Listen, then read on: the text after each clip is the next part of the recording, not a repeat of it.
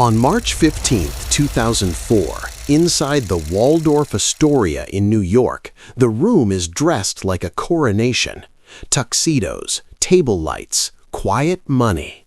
The band is already into While My Guitar Gently Weeps, and the air changes when a figure in a dark suit and a crimson hat steps from the wing. A guitar strap slides onto his shoulder like a seatbelt. That strap is the turning point object, because once it clicks into place, the show stops belonging to the schedule. Tom Petty is at the microphone, voice steady, keeping the tribute clean. Jeff Lynne is close, eyes on the groove. Steve Winwood is at the keys, building the church. Donnie Harrison stands with the guitar, the sun inside the spotlight, not as symbolism, but as presence. And Prince, inductee the same night, walks in without a wave, as if the stage has been waiting for him specifically. The stakes aren't just musical. A Rock and Roll Hall of Fame ceremony is a controlled broadcast, a curated version of history where the institution decides what rock looks like, who gets framed as tasteful, and who gets framed as too much. If Prince plays it safe, he becomes decoration on a long program. If he plays like Prince, the tribute risks being remembered as a takeover. One solo can buy immortality or invite resentment, and the line between those outcomes is as thin as a guitar pick.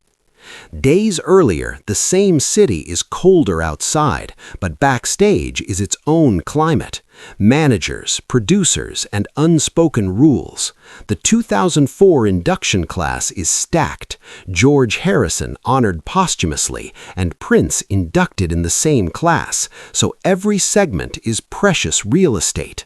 This isn't a club where the loudest player wins. It's a televised temple where time is rationed and everyone is expected to share. The George Harrison tribute is designed to be respectful and personal. Tom Petty and Jeff Lynne, both tied to Harrison through real history, front the vocals. Handle with Care sets the tone, then While My Guitar Gently Weeps arrives like a wound the room has agreed to touch carefully. Donnie is there, and that fact alone turns the performance into something more delicate than a normal all-star jam. That delicacy is exactly why Prince's presence is risky. Accounts later suggested Olivia Harrison was protective of George's legacy and hesitant about certain choices, wanting the tribute to feel authentic rather than opportunistic.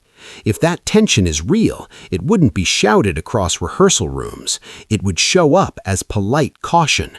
Who is invited? Who is trusted? Who is allowed to speak through George's song on the biggest stage in the room?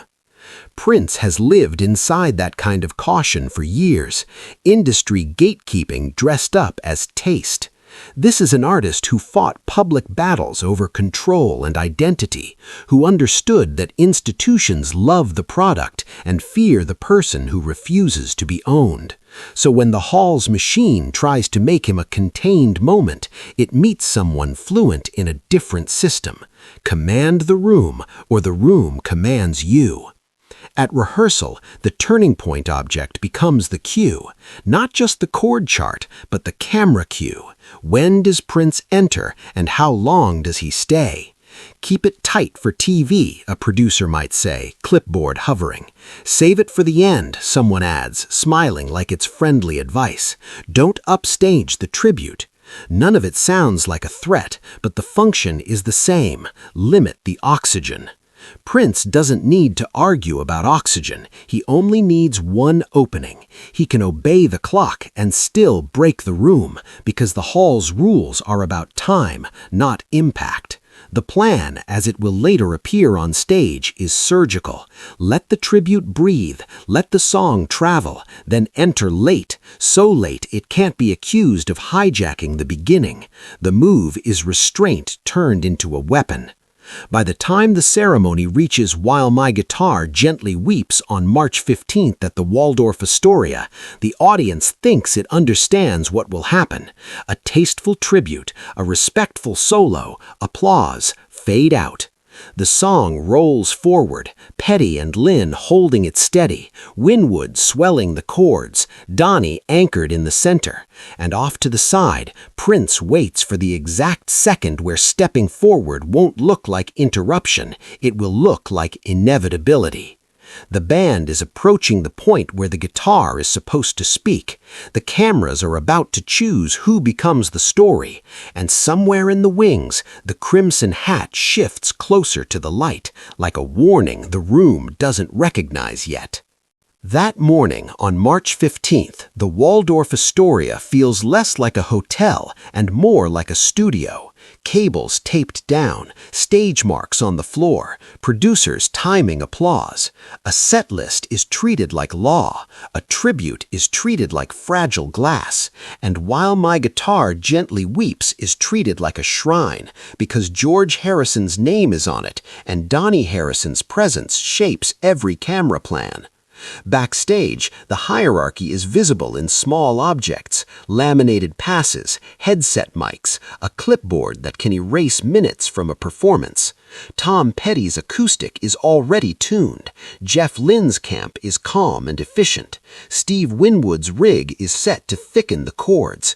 The arrangement is locked. Handle with care first, then the Beatles song. The only uncertainty is what happens if Prince refuses to be small inside someone else's sacred moment. At rehearsal, the first solo is handled clean and faithful, the kind of playing that nods to Eric Clapton's famous original without trying to rewrite the story. It's controlled, correct, and safe for television. The room relaxes when the music behaves, because the institution loves virtuosity when it stays in its lane. Then the conversation shifts to Prince's entrance, and every smile turns cautious. The cue is discussed like it's a security detail. He comes in halfway, someone says. He stays on his mark, another voice answers. A producer, as accounts of these ceremonies often underline, keeps returning to the same phrase, tight for TV, because tight means controllable. Prince's guitar hangs nearby like a loaded sentence. Prince doesn't make a speech about control. He doesn't need to. The way he carries the Mad Cat, telly-style, lean, ready, already communicates a refusal to be ornamental.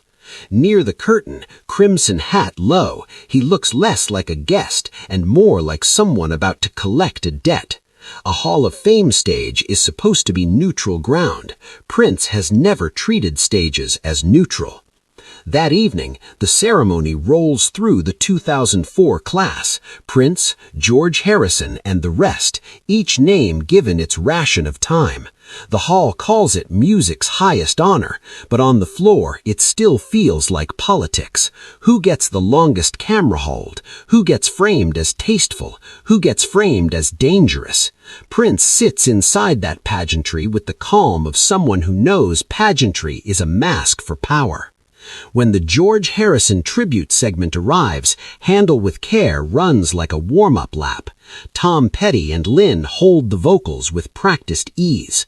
Donnie plays with the steady focus of a son asked to be public. Winwood keeps the air moving. The room applauds in the right places because the room has been trained to applaud in the right places. Then, While My Guitar Gently Weeps begins, and the first minutes are almost too respectful. The tempo sits in its groove. The chords feel like a slow curtain lowering. Tom Petty sings the lines with gravity. Lynn leans into the harmonies. The cameras do what they're told. Wide shot, then a cut to Donnie, then back to the vocalists, because this is still the ceremony the producers planned.